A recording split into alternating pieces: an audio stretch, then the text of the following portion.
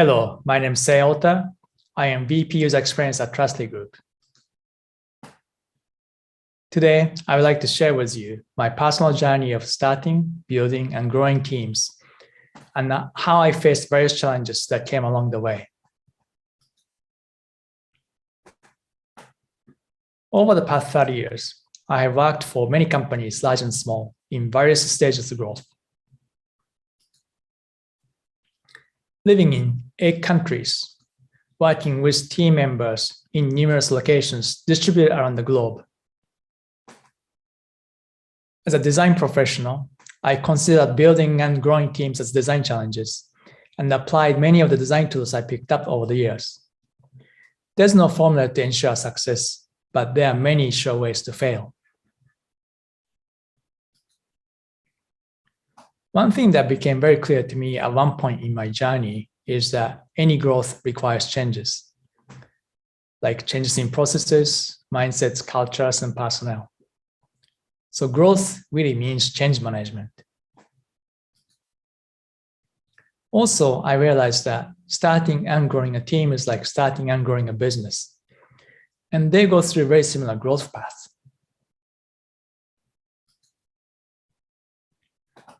Starting a team from scratch is like starting a family, be it building a new function, starting a hack team, starting a new business, or initiating an entrepreneurship project inside the company. Even the largest companies in the world today once were startup teams. For any startup team, future is not guaranteed.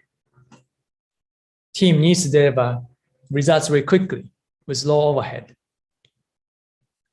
Team needs to build credibility with investors and with sponsors. Explore opportunities, learn and iterate, or pivot where needed. Survival is the name of the game at this point. It takes a unique group of people to be in a startup team. You need people who are driven and ambitious, are self-managed with sense of urgency, who are risk tolerant, action biased and flexible. You need people who are hands-on with do whatever it takes, can do attitude.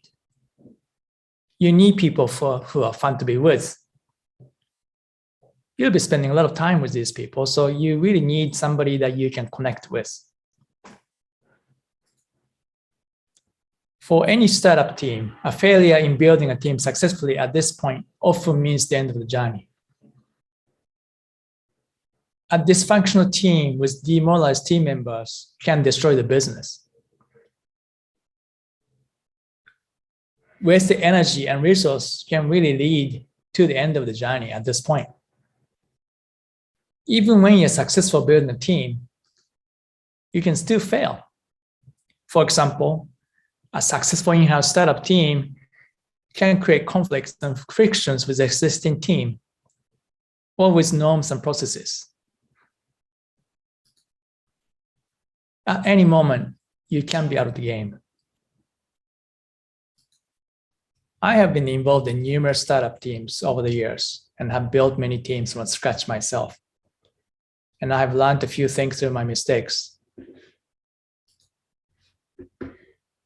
It is really important to emphasize personal traits of the team members as much as skills they bring to the table.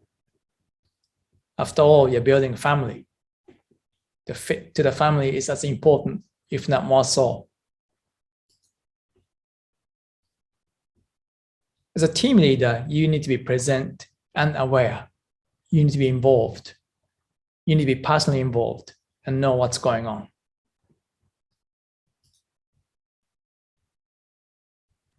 And also, it's really important that you are in control of building a team. You need to be able to select the team members joining a team.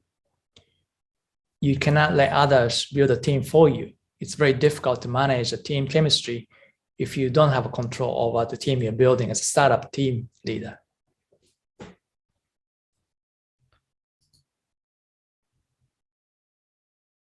Often getting the right people on the bus is talked about, but getting the wrong people off the bus is probably more important, because one wrong fit, one team member who doesn't quite fit can destroy the whole team. So get the wrong people off the bus quickly and respectfully, and find the right people. At this stage, service design thinking framework can really help, because you're looking at designing an organizational team. And design thinking itself also helps with empathy. The next phase in the growth path is the scale-up phase. With increased demands for you and your team, you need to scale up. You need to continue to deliver results. You need to meet increased demands from others. You need to grow team maturity, and you need to grow leaders. You need to start driving efficiency, and you still need to be able to respond quickly to business needs. People you need for this phase of growth continue to be like-minded people for like family members, who are flexible and open-minded. And new team members need to be ready to hit the ground running. To get to this point, you did many things right. You got a success or two under your belt. You and your team are appreciated and expected to deliver more success. This is a very critical stage in your journey, and mistakes can be very costly. Onboarding new team members is very, very important because you want to have them hit the ground running.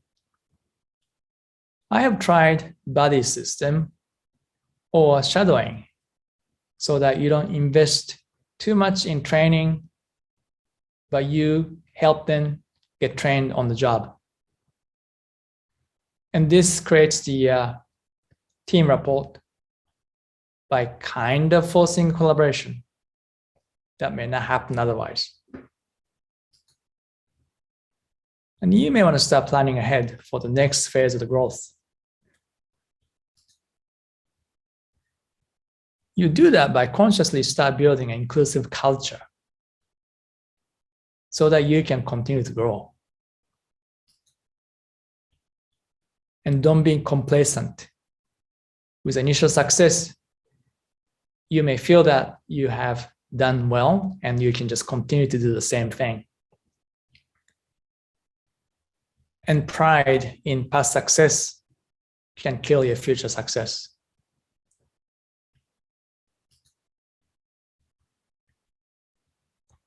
Empathy can be really, really helpful at this point to understand frustrations or challenges of both existing and new employees. And to start building future team or future team state, you may want to use design thinking to start planning.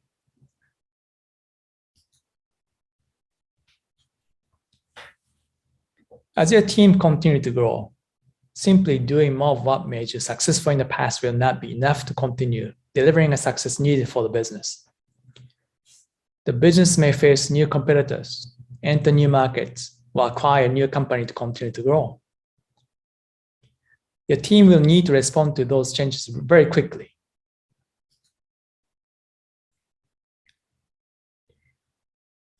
In this phase, you need to meet new business needs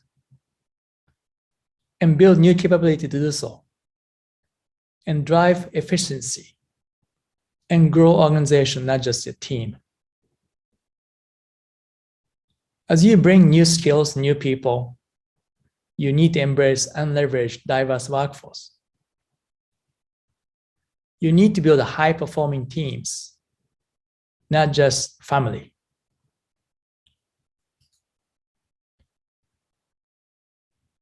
People you're bringing in will have a diverse experiences and competencies with mixed maturity levels. Some may be experienced managers, and some may be lawyer or some functions you never had in your team. People you bring in need to be bridge builders. They couldn't just repeat their own past success and try to do that in this new company or new team. With diverse personal traits, you will see real diversity start to happen. At this stage, Growth means change. Change is no longer optional. Without change, you cannot grow. Often what's forgotten is that nobody likes changes. An organizational antibody can be triggered, and anything new can be rejected. Anything new may include new employees, new structure, new business opportunities, or new company that it's being acquired. This can be very unhealthy. Instead of being able to create synergy with newly acquired capabilities, an organization may become internally focused with conflicts and confusion.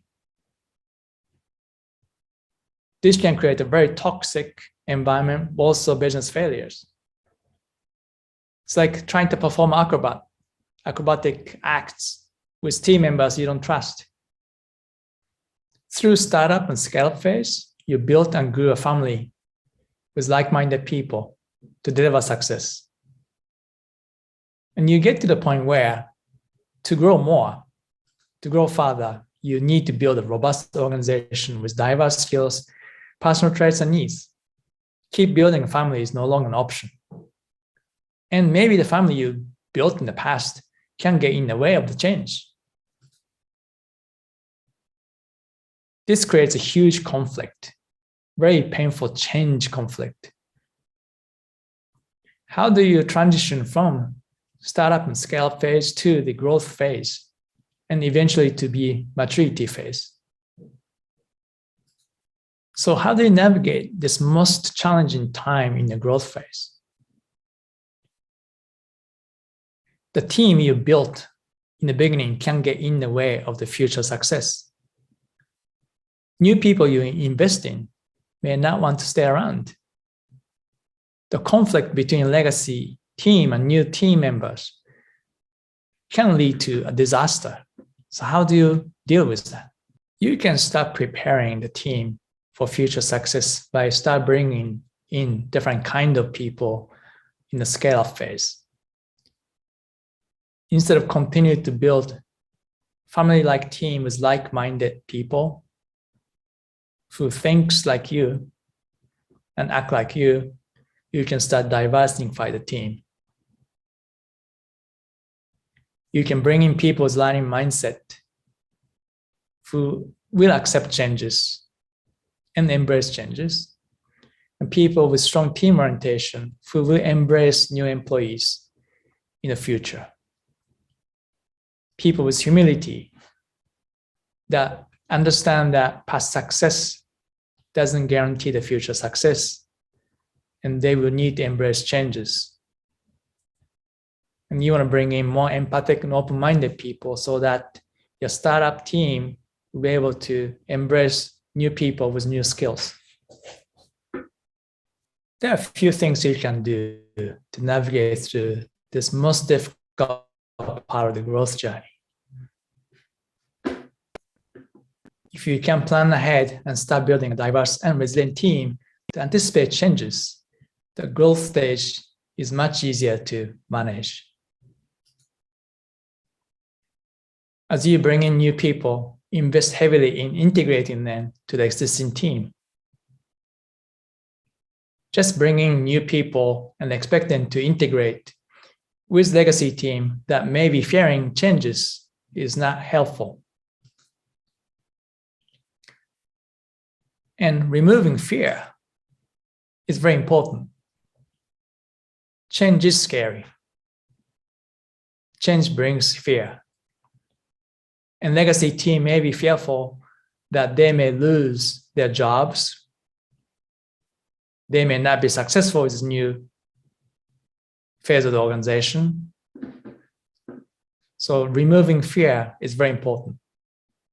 And also removing fear from new team members is very important. As the organizational antibody kicks in, new employees may feel not welcomed. So removing fear consciously when you invest heavily in integrating new team members to the team, new existing team is very important. And you need to consciously build an inclusive culture. Because startup and scale-up phase, especially with successful team, you might have created a very exclusive culture that doesn't welcome new people or changes. So there's a need to create consciously an inclusive culture that can navigate the changes successfully. Service design thinking, design thinking can be really, really helpful at this point. And to drive empathy is very important. Often, the pains of the growth stage do not get noticed and manifest much later. You couldn't future-proof the team, and team was not ready for change, and pains continue to grow. But you can still heal the team. You can still fix the problem that you couldn't anticipate. I'd like to share with you one example of how I applied design thinking to address employee engagement gaps caused by growing pain. Usually, when an organization tries to address engagement survey gaps, they see employees as problems to be solved, to be specific. They see employees as a group of detractors, promoters, neutral, and they try to problem solve detractors usually. Design thinking approach is really to look at employees as people with diverse needs, people with diverse aspirations. They are not problem to be solved.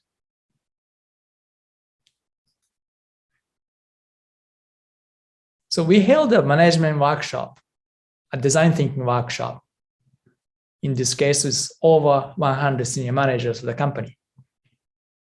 We developed personas after interviewing employees extensively. During the workshop, we deployed typical design thinking tools.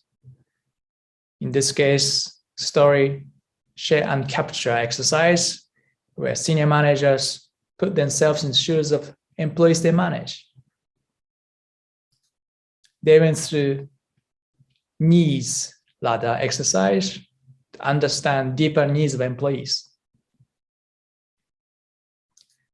Based on understanding needs, they made many prototypes. In this case, experience prototypes, experience of how managers and employees engaged. They tested many scenarios, and at the end, they presented final prototypes to employees to get their feedback. At the end, they developed deep insight to how diverse group of people require different ways of being recognized and how management needed to be in touch with the team members. This exercise started to create this healing process, much needed for this organization that was torn apart by changes that was forced upon them. UX is a discipline unapologetically, shamelessly, and single-mindedly focused on people and their needs. UX is a powerful tool, and by democratizing UX, you can help the organization grow. Design thinking can help employees embrace changes. With its human centricity and empathy it drives. Many of the UX toolbox items, co-creation, inclusive design, prototyping, testing, and iterating, can involve employees in every step of the way. You can involve employees in designing processes or new organizations, get their feedback, and iterate as needed. This can be quite powerful. And you can drive employee engagement through service design framework. You can develop personas, employee personas, job to be done beyond their tasks. And with journey maps, they can identify pains and gains of employees Let me conclude this presentation by sharing my favorite story by David Wallace. There are these two young fish swimming along, and they happen to meet an older fish swimming the other way, who nods at them and says, "Morning, boys, how's the water?" And the two young fish swim on for a bit, and then eventually one of them looks over at the other and goes, "What the hell's water?" Imagine that UX is like the water in this story. It's ubiquitous. Nobody notices it, but it's everywhere, supporting the team, organization to grow every day, everywhere. Imagine that. Thank you.